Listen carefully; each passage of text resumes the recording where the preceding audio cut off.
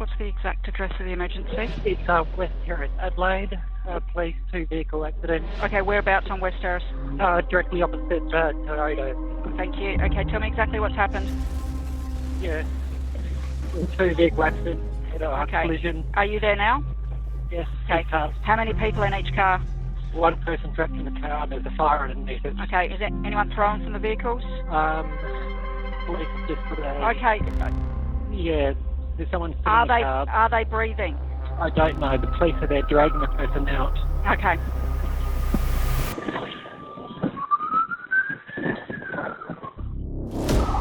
I should have been on my way home to my loving family, a beautiful wife and my 2 young boys, like I'd done countless times before. Instead, I was hit by a speeding drug driver travelling at 170 kilometres an hour on West Terrace in Adelaide's CBD.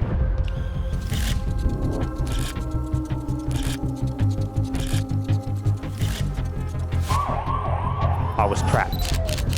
I was unconscious, I was on fire, and I was helpless. It is only through the amazing work of Good Samaritans, emergency services personnel, and an incredible team of doctors at the Royal Adelaide Hospital that I survived that night. They are the ones who are best placed to tell my story while I was in a coma. My name is Ben Hyde, and this is what happened while I was sleeping.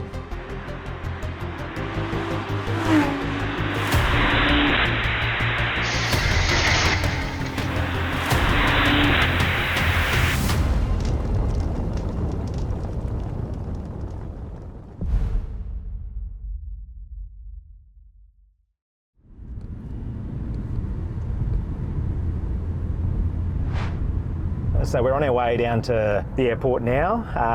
Sean jumped on a plane from Rockhampton early this morning and flew to Brisbane for his connecting flight here. So we're going down there to meet him. One of the people who pulled me out was Sean Davies, a then Australian Army corporal from Queensland, who had been posted to Edinburgh and was on his way to a city medi-hotel shift during the COVID pandemic. He saw the entire incident unfold purely by chance, and I'm hoping that by taking him back to where it all began, he'll fill the gaps in my memory.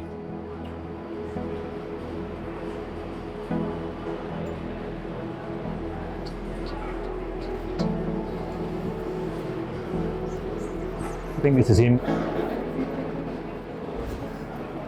Hey, good mate, how are you? Good to see you, bro. Likewise, mate. So good to see you. You doing good? Yeah, mate, I'm going all right. How are you? It's a long day. Yeah. So, yeah, how are you feeling about heading back there? It's closure, isn't it? Yeah, a little bit of that, for sure. It's taken me nearly 3 years to build the courage up. Yep.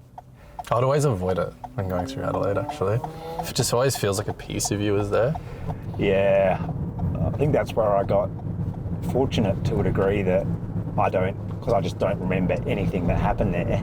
Mm-hmm. I thankfully haven't been triggered. All right, here we are on West Terrace, just up there, was it? Yeah, so we're actually in the same lane that the perpetrator was on, and as we look ahead there, the white van was the lane that I was in, and I was 2 cars back from where it happened. From when it went green at those lights is when he took off, and probably not even 10 seconds later, the flash and the bang. October 2021, the deputy editor Ben Hyde was driving home after a 14-hour shift at the Advertiser. CCTV captured Luigi Gligora's ute rocketing along West Terrace. He was speeding at about 170 kilometres an hour in a 60 zone before it slammed into Hyde's Mitsubishi. Then this. The devastating impact left the 2 cars on opposite sides of the road, the Mitsubishi a crumpled wreck. When I saw your vehicle and it's almost completely destroyed, and I knew approaching a vehicle that there would be someone in it, but I didn't expect you to be alive. The smells that I remember were, it is graphic, like the smell of burning flesh, the fuel, Even the fabric smell of that burning and the oils. And I went through the extraction of yourself out of that vehicle before you completely succumb to the flames of that crash. At that point of getting you out through your car window and breaking the remainder of it, you had actually lapsed out of consciousness and stopped breathing, so time was really of the essence at that point. Just over your left shoulder there was where your vehicle was, and with the help of others, I was able to get you to the sidewalk. This is where the first aid that we did on you came into effect, and we were able to bring you back to life, essentially, mate. We were able to bring you back to a state of breathing at that point. It's probably the most physically exerted I've been in my life. I will never forget your eyes opening and you taking that breath of air. Now, I think that was the first moment you felt that pain hit you, and I saw it in your eyes, like life had come back, but so quickly life was draining from you. It was at that point in time when I realised I've really, expended a lot of my training here. I was like, I don't know how to keep you alive at this point. And that's when the ambulance had arrived.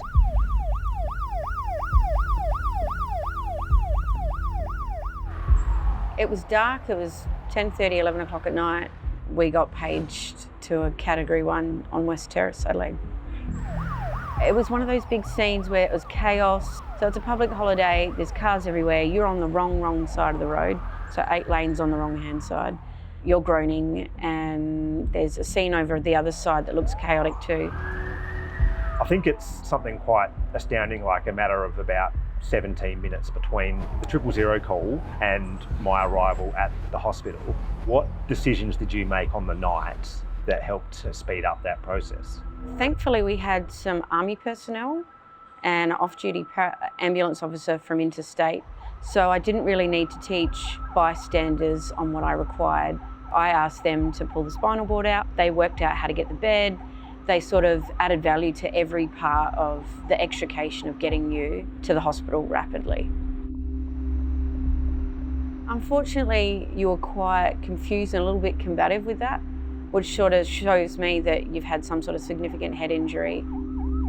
I couldn't keep you steady. I tried to keep your head still, but you weren't having a bar of that, so I went pain relief, needles, let's go. Airway burns are so scary that that's just one thing you don't muck around with. You've no doubt attended thousands of call-outs in your time with the ambulance service. Yeah. You've obviously got pretty firm memory of this one. Why is that? Yeah, it was full on, especially because I saw the child seat in the back of the car, and that's when it kind of go, oh God. And then you see the lanyard and you go, oh, Advertiser. You sort of think, I bet you he's just left work. I bet you he's just trying to get home to his family. And unfortunately, it was one of those jobs that I keep in my book of memories of bad jobs that I hope I never attend again, basically.